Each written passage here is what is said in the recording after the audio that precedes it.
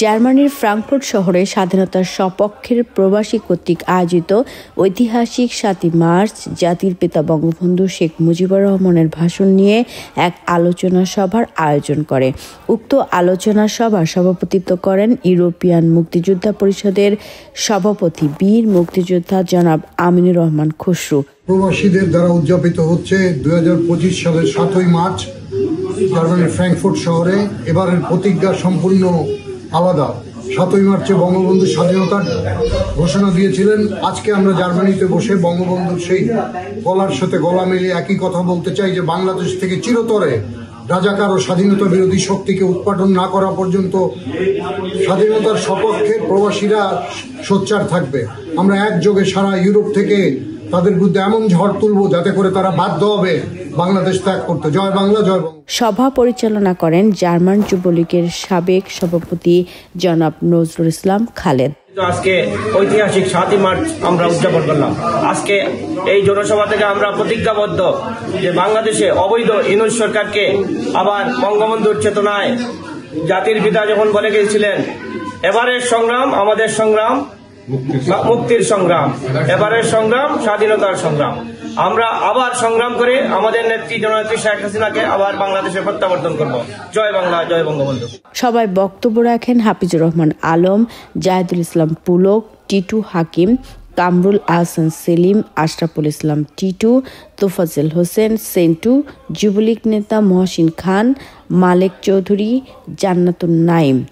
ঐতিহাসিক ৭ই মার্চ জাতির পিতা বঙ্গবন্ধু শেখ মুজিবুর রহমান বাঙালি জাতির উদ্দেশ্যে যে ভাষণটি দিয়েছিলেন সেটি সারা বিশ্বে ঐতিহাসিক ভাষণ হিসাবে সমুদ্রিত হয়েছে। ২০১৭ সালের ৩০ অক্টোবর ইউনেস্কো এই ভাষণটিকে মেমোরি অব দ্য ওয়ার্ল্ড এবং বিশ্ব সাংস্কৃতিক সম্পদ বলে অভিহিত করেছে। এই ভাষণটি ১১০৮টি শব্দে এই ভাষণটি ১৭ থেকে ১৯ মিনিট। বঙ্গবন্ধুর এই ভাষণ বাংলাদেশের বঞ্চিত রাজনৈতিক, অর্থনৈতিক, সাংস্কৃতিক ইতিহাসের এক জ্বলন্ত উদাহরণ হয়ে আছে।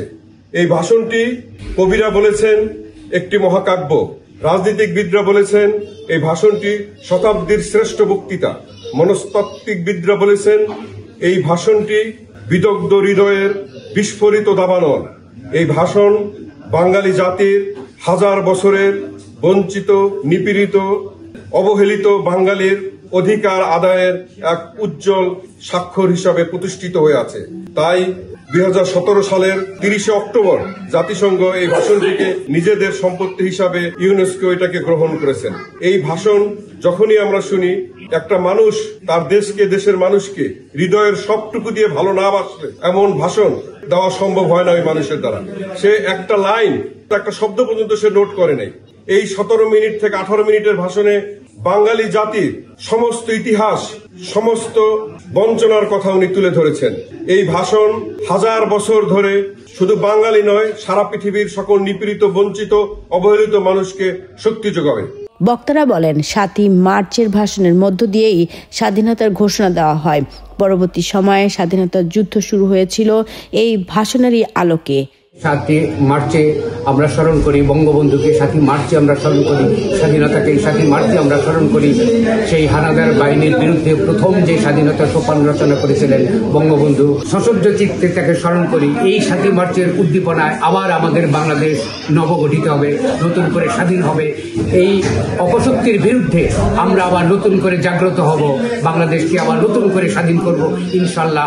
পরিশেষে বক্তারা বলেন স্বাধীন সার্বভৌম বাংলাদেশের ষড়যন্ত্রের মাধ্যমে আজ স্বাধীনতা বিরোধী জঙ্গি শক্তি ক্ষমতায় বসেছে। এই অবৈধ ও অসাংবিধানিক সরকার স্বাধীনতার সকল ইতিহাস মুছে ফেলার চেষ্টা করছে।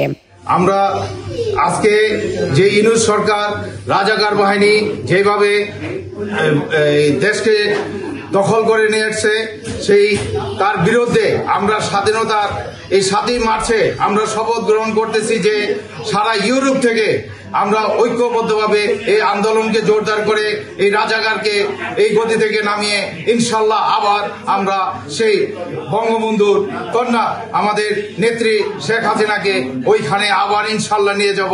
বক্তারা বলেন ৩০ লক্ষ শহীদ এবং ২ লক্ষ মা বোনের সম্ভ্রমের বিনিময়ে অর্জিত এই স্বাধীনতার এক বিন্দু পরিমাণ ইতিহাস আমরা মুছে ফেলতে দেব না।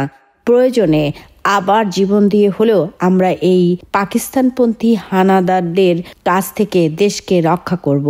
বঙ্গবন্ধুর ৭ই মার্চের ভাষণ জয় বাংলা বঙ্গবন্ধুর আদর্শের সংগ্রামের প্রেরণা দিয়ে বঙ্গবন্ধুর স্বপ্নের সোনার বাংলা আমরা প্রতিষ্ঠিত করব ইনশাল্লাহ। আমি এই দিনে সবার কাছে আহ্বান করব যে বাংলাদেশ এখন যে সংকটময় সময় পার করছে, এই সময় মুক্তিযুদ্ধের চেতনাকে সামনে রেখে দেশের এই দুঃসময়ে মুক্তিযুদ্ধের চেতনাকে ধারণ করে আমরা কিভাবে নতুন জেনারেশন এই দেশকে সামনে এগিয়ে নিয়ে যেতে পারি এবং দেশের এই সংকট কাটিয়ে ইনশাল্লাহ একদিন বাংলাদেশ সুখী সমৃদ্ধ দেশে আবার পরিণত হবে এবং বাংলাদেশের এরকম দুঃসময়ে আধার ঘনিয়ে এই আধার আর থাকবে না, সেই দিনের প্রত্যাশাই আমরা করি।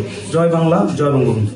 সভা শেষে মোনাজাতের মাধ্যমে স্বাধীনতার সংগ্রাম সহ গণতান্ত্রিক আন্দোলনে সকল শহীদের জন্য দোয়া করা হয়। Fatema Rahman Ruma, German Bangla channel, Frankfurt, Germany.